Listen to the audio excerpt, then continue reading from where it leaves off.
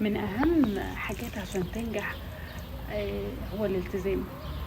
بس الالتزام مش بس ان انا اكون ثابت على هدفي والتزم ببلان امشي عليه وخطوات ثابته مفيش حاجه تخليني افوتها. الالتزام كمان ان انا طول الوقت اعرف انا فين وامكانياتي ايه واحاول اطورها.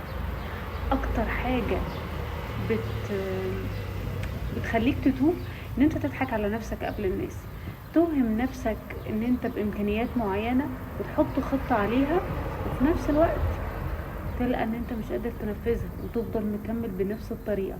انا اعرف ناس كتير جدا جدا جدا عمرهم راح بالشكل ده، ان هو يحط بلان ما يقدرش ينفذه لان هو ما كانش صادق مع نفسه بما فيه الكفاية والتزم الصدق ده مع نفسه. هو ده اللي انا اقصده بالالتزام، ان انت اغلبيه الوقت تبقى عارف امكانياتك ايه وملتزم قدام نفسك ان انت طول الوقت هتحط قدامها الحقيقه. ده هيخليك ما تجلدش ذاتك، ده هيخليك بالعكس تطور نفسك وتعرف امكانياتها وتسامحها على قصورها.